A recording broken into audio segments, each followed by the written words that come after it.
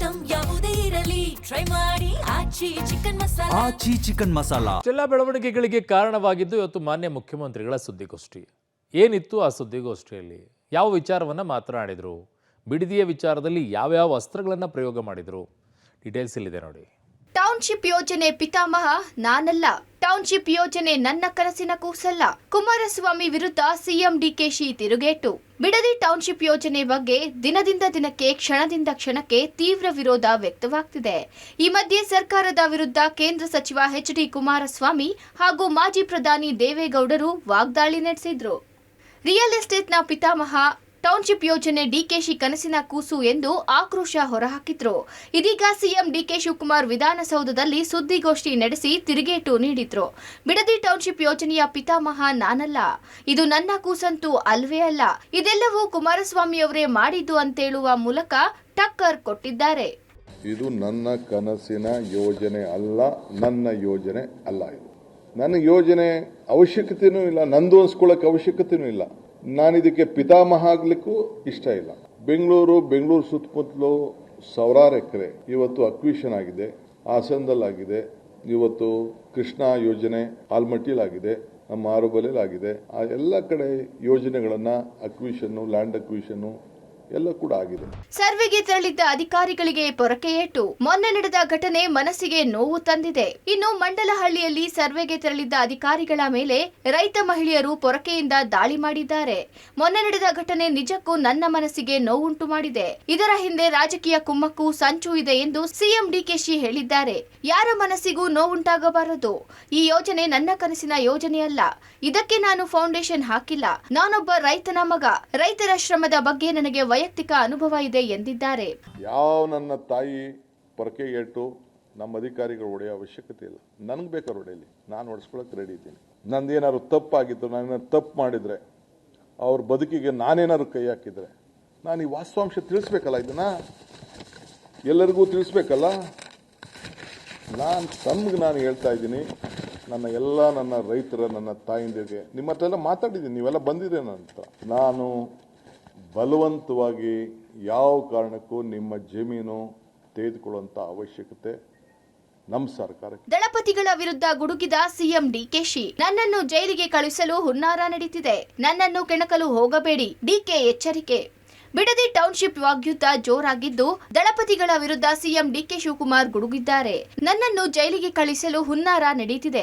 ಕುಮಾರಣ್ಣ ಬೇಕಾದ್ರೆ ನನ್ನನ್ನು ಜೈಲಿಗೆ ಕಳಿಸಲಿ. ನಾನು ಜೈಲಿಗೆ ಹೋಗಿ ಬಂದು ಮುಖ್ಯಮಂತ್ರಿಯಾಗಿದ್ದೇನೆ. ನನ್ನನ್ನು ಕೆಣಕಲು ಹೋಗಬೇಡಿ. ನಾನು ಎಲ್ಲವುದಕ್ಕೂ ರೆಡಿ ಇದ್ದೇನೆ. ಯಾರು ಬೆಳೆಯಬಾರದು ಅನ್ನೋ ಶ್ರಮವೆಲ್ಲ ನನಗೆ ಗೊತ್ತಿದೆ. ನಾನು ಯಾರಿಗೂ ಕೆಟ್ಟದ್ದನ್ನ ಬಯಸಿಲ್ಲ, ಬಯಸುವುದಕ್ಕೂ ಹೋಗುವುದಿಲ್ಲ ಎಂದು ಬೇಸರದ ನುಡಿಗಳನ್ನು ಆಡಿದ್ರು.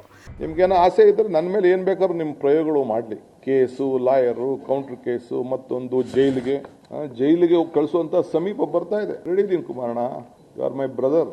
ನೀನು ನನಗೆ ಜೈಲ್ ಕಳಿಸ್ಬೇಕು ಅಂತ ಆಯ್ತು, ನೀನು ಆಶೀರ್ವಾದ ಮಾಡು. ಏನು ಬೇರೆ ನಾಯಕರುಗಳು ಯಾರು ಬೆಳಿಬಾರ್ದು ಅಂತ ಹೇಳಿ ನಿಮ್ದು ಏನು ಇದೆಯಲ್ಲ, ಎಲ್ಲ ನನಗೆ ಹರಿವಿದೆ. ಯಾರಿಗೂ ಕೂಡ ಕೆಟ್ಟದನ್ನು ಬಯಸೋನಲ್ಲ, ನಿಮಗೂ ಕೂಡ ಕೆಟ್ಟದನ್ನು ಬಯಸುವುದಿಲ್ಲ.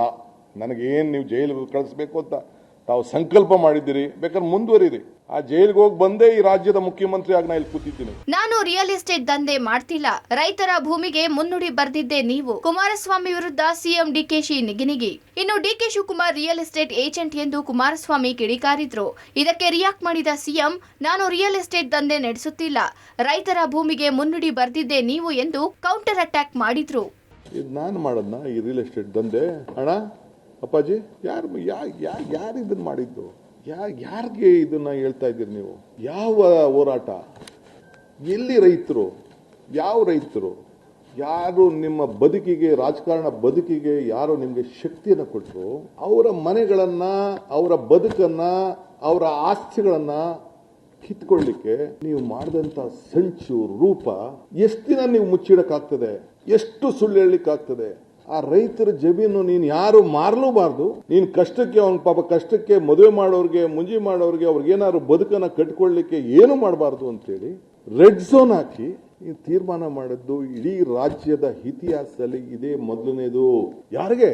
ಯಾರನ್ನ ಮುಖ್ಯಮಂತ್ರಿ ಮಾಡಿದ್ರು, ಯಾರನ್ನ ಪ್ರಧಾನಮಂತ್ರಿ ಮಾಡಿದ್ರು, ಯಾರನ್ನ ಸಬ್ಸಿಡಿಸಿದ್ರು, ಅವರ ಭೂಮಿಗೆ ನೀವು ಮಾಡಿದಂತ ಮುನ್ನುಡಿನ ನಾನು ನಿಮ್ಮ ಮಾರ್ಗದರ್ಶನದಲ್ಲಿ ನಾನು ಕೆಲಸ ಮಾಡ್ತಾ ಇದ್ದೀನಿ. ಬಿಡದಿ ಟೌನ್ಶಿಪ್ ಯೋಜನೆಗೆ ತೀವ್ರ ವಿರೋಧ. ಟೌನ್ಶಿಪ್ ಭೂ ಸ್ವಾಧೀನಕ್ಕೆ ತಾತ್ಕಾಲಿಕ ಬ್ರೇಕ್. ಸಮಿತಿ ರಚನೆ 2 ತಿಂಗಳಲ್ಲಿ ವರದಿಗೆ ಸೂಚನೆ. ಟೌನ್ಶಿಪ್ ಯೋಜನೆ ವಿರೋಧಿಸಿ ರೈತರು ಕೂಡ ಕಳೆದ 493 ದಿನಗಳಿಂದಲೂ ಪ್ರತಿಭಟನೆ ಮಾಡ್ತಿದ್ದಾರೆ.